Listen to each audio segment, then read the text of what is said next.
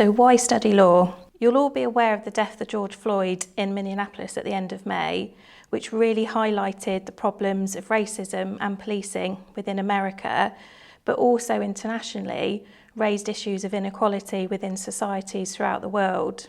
This event on its own really does show why studying law is so important. It's vital for any democracy to have a fair and just society.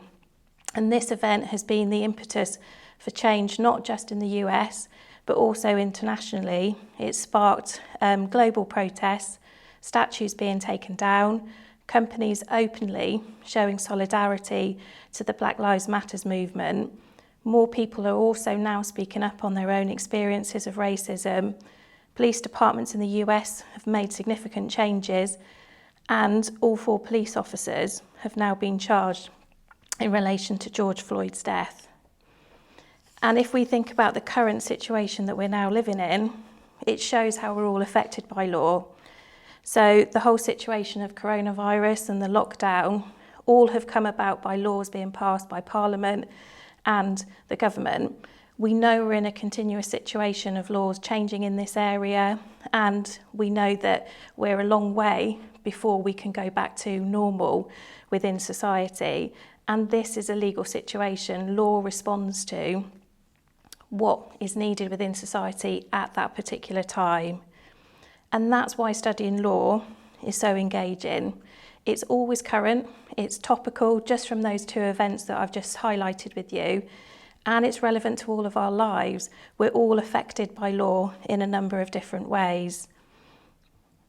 Okay, so just to talk through as well, one of the reasons why students often like studying law is because it's relevant. You have that light bulb moment of when you're sat at home watching the news and you realise what you're studying on your course links in exactly with what's going on within society, and it underlines why any legal system is so important for any democratic society. So that light bulb moment then encourages you really not to take everything at face value, to question, to look at the facts, look at the reasoning, and to look at things in an unbiased and a neutral way, which is what we want our legal system to have. So what's great about law as well, studying it at A-level, it does fit with every subject combination. So the skills that you develop of problem solving and applying the law and thinking things through, backing things up with factual points and reasoning are what helps you with your other subjects as well. And what is really of value as well is that law is a very popular choice of degree at university. Most people do have quite a glamorised idea of what studying law is about, but the reality is that it's hard, it's an engaging subject, but there's a lot of it, and it requires you to think in a certain way. So that's why we say law very much is a discipline, because it's a way of thinking where you actually back up what you learn with reasoning that is factual and supported. And it helps you to have much higher thinking skills as a result of it. And the value of studying it before university is you get to try out and see, actually, is it the right subject for you? So thinking more broadly then, what is law about? We're all affected by rules. You probably have rules at home, at school. Life is completely governed by rules, and that's what basically studying law is about. So if you think about the rules that are set down by your parents, the rules that you had in your school and your work environment, they're all there for a reason, and that's what you'll find out about from studying law at A-level.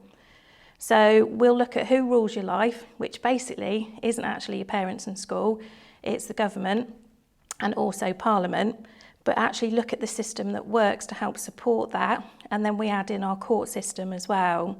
So the law is everywhere, and having a legal mind and studying law helps you to solve problems that are effective. You'll have the ability to discuss a wide range of issues and back that up with reasoning. And it is very much about everyday life. Everything that you do within society is affected by law, and basically what you can and can't do is why we have a legal system to help regulate this. So what do you study at A-level then? So probably the easiest way to explain it is it's broken down across 3 different exam papers. So paper 1 is predominantly criminal law, but you also will cover aspects of how the English legal system helps supports the criminal process. So we'll look at things like sentencing and the court system, but also link it into law and justice. So tort law, I will explain that a little bit more in a moment because most people haven't heard of this, and also contract law. So we cover 3 what's referred to as substantive areas of law, actually explaining what the law is and how it works. So to add a little bit more detail to this in terms of what you study for law, most people want to study law to look at criminal law. So that is the first paper, which is paper 1, and on this exam paper you'll completely understand the rules of criminal law. So we look at how you establish criminal liability, because majority of crimes require the physical element of the crime to be proven, that the defendant has committed it, and also that they have the intention to commit that crime. So we will look at how you establish criminal liability just in general in criminal law, and then look at specific criminal offences that are listed here. So most people always want to study the law of murder. We'll move on to that in the summer term. So we need to start you with the basics first of all, of actually what is the criminal process, what are the criminal courts, how does liability get established within a legal system, and then looking at very specific criminal offences. So beyond the criminal offences, we also look at how the English legal system works to support this area. So I've already mentioned we'll look at the criminal courts, look at issues to do with sentencing, but we also look at how people have access to justice in defending themselves in the criminal courts and what systems are in place, and who does that are the legal personnel, so your barristers, solicitors, and also the role of judges. And for more general and what we refer to as nature of law issues, we also touch on, for a fair and just legal system, how do we have law and justice, and do we have that within our legal system? So what you study about criminal law, we then look at it from the point of view of, does it actually achieve a just system, the fact that the laws are this particular way? And then the second paper is an area of law that most people don't know about, but you'd be surprised how much you could potentially be sued for it, which is tort law. And tort basically means a civil wrong. So in society, we all owe a duty not to harm others. And there's a range of different areas of where we could potentially be sued if we fail to protect others from harm. So that's what we touch on the paper 2 and for tort law. So we look at something known as negligence, which no doubt you all have heard of.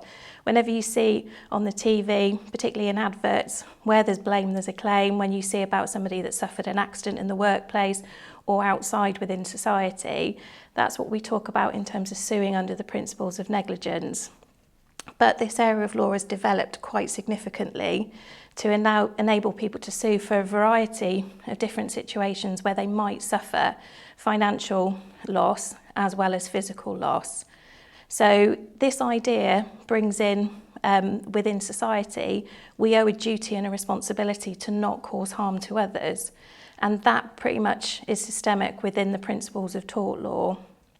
So also, the English legal system topics which link into tort law are looking at the civil court process. So you'll get to understand how people can sue through the civil courts, what's involved, who are involved, and also if you can't financially afford to take your case forward yourself, what actually is available, and it is quite limited. And we also look at nature of law topics and then evaluate areas of tort law to consider how does that reflect issues, for example, like law and morality. And in the second year, you'll study contract law. And most people don't realise how much you're affected by contract law. Every day, you will probably have made, probably not necessarily at the moment, but in most common situations, most people make about 20 contracts a day without realising it. So whenever you're on the internet ordering something, even actually accessing the internet, you have an agreement with the internet access.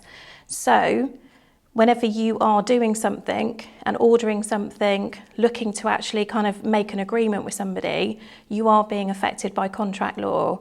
We don't think about it because it's so established within our legal system. So in the second year, we look at how contract law works, what actually makes a contract, and looking at terms and conditions, the Consumer Rights Act, and actually how contracts can come to an end.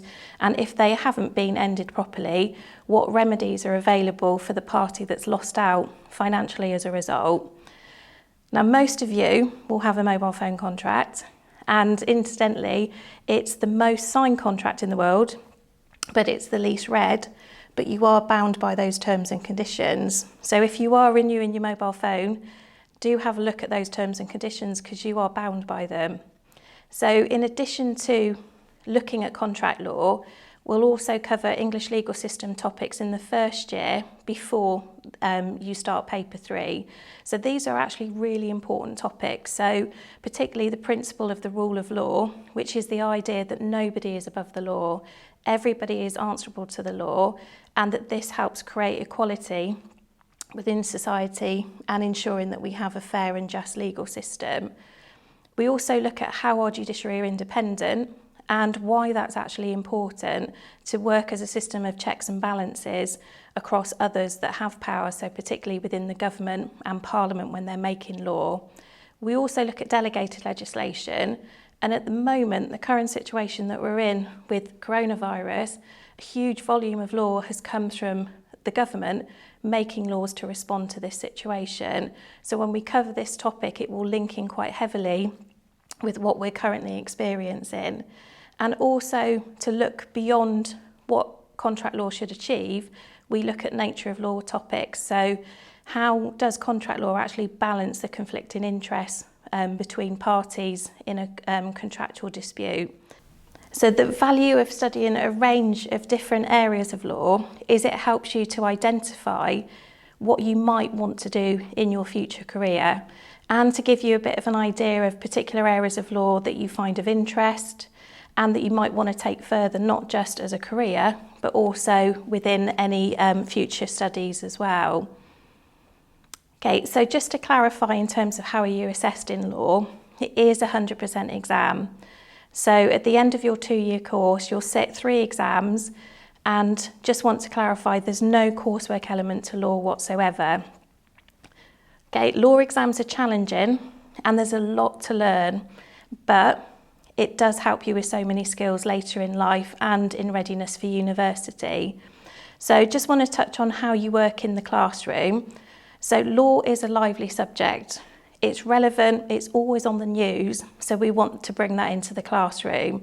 So there'll be a lot of opportunities for discussion about current news events, debate issues, to make sure you're actually able to look at both sides of what's going on within a legal case and events on the news.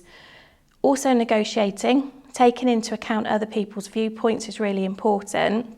But there will be upfront teaching to go over particular areas of law. So your ability to note take is important when you're in the lessons.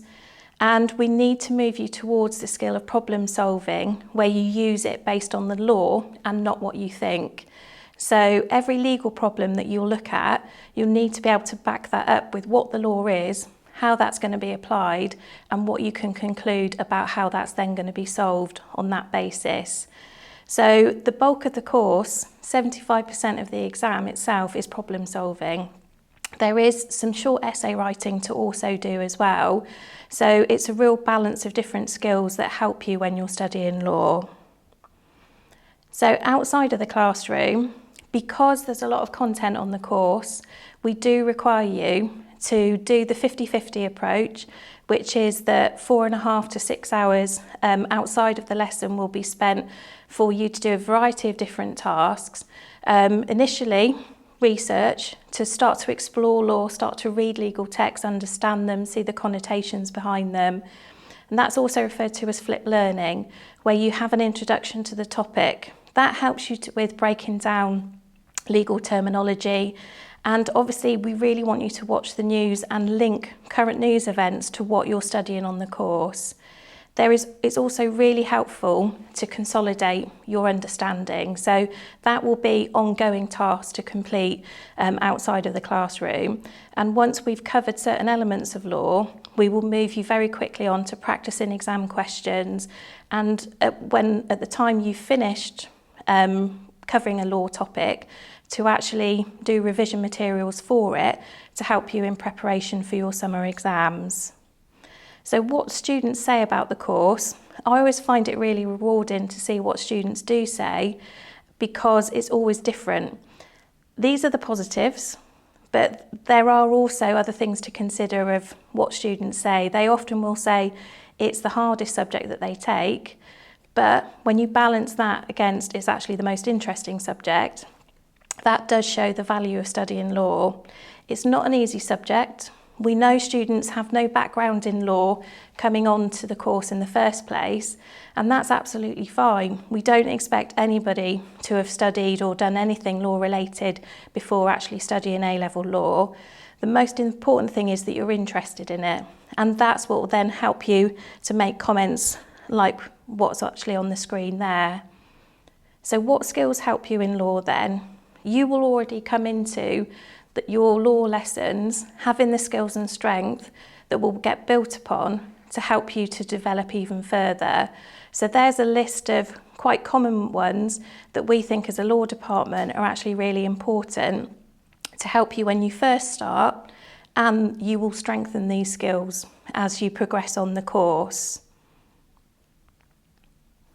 So the skills that you develop as well, what's great about studying law is that you develop a huge range of transferable skills. It's not all about, oh, you only study law because you're going to go on to practice in it perhaps as a barrister or a solicitor. The key is that you have a huge amount of transferable skills studying law that are really valued by a huge range of careers and employers. So thinking like a lawyer means you have the ability to problem solve and to question when something's not clear as well. And these are a list of extra skills you'll develop when you actually study the course. So in particular, what we want you to focus on is actually the ability to analyse and take in large amounts of information and actually be persistent, because all of that will help you to be able to think like a lawyer and to be able to problem solve. So I just want to introduce the department. This is me, Sarah Hoyne. I'm the head of department, and we've also got Dawn O'Toole and Angela. Just to let you know that in your first year, you'll be taught solely by either myself, Dawn, or Angela, and in the second year, you will then be taught by myself and either Dawn or Angela when we split into more specialist areas of the law. So I will teach you in contract law, and Angela or Dawn in the second year will teach you the remaining tort and criminal law topics. Just to let you know, we are really enthusiastic about law. We've taught it for a long time and we've studied it for a long time as well. And just to let you know, the experiences that you can look forward to in law, you can start to think from studying the course whether a legal career is something that you want to take forward. We do encourage you as well to visit the courts, and there will be a number of opportunities at different times throughout the year to actually bring your studies to life by visiting the courts. We will try to ensure that we can get a trip to the Royal Courts of Justice and also the Supreme Court, and if possible, also a trip to Parliament as well to actually observe primary law being passed and debated within the House of Commons and the House of Lords. So it's also worth thinking about when you're looking to study law, what can you do afterwards? There's a huge range of different courses and career paths that you could take. People often, and I know I've had this from the course advice sessions already, a lot of you have aspirations to go into the legal profession as a barrister or a solicitor. So law will help you with confirming that, but it's also a really valuable A-level for the transferable skills that you'll develop on the course, which you could link to a variety of different subjects.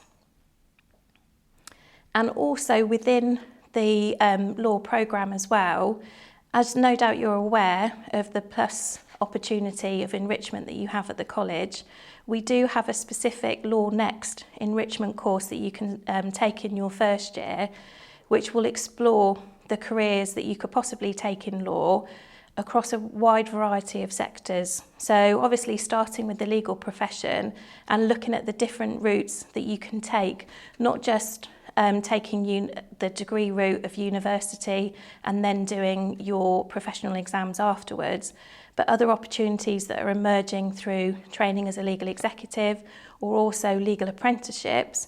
But we'll also look at much wider law-based careers that are available in the business sector, the public sector, and within law enforcement as well. So the course is intended for people that have an interest in actually going into some law-based career, not necessarily into the legal profession itself.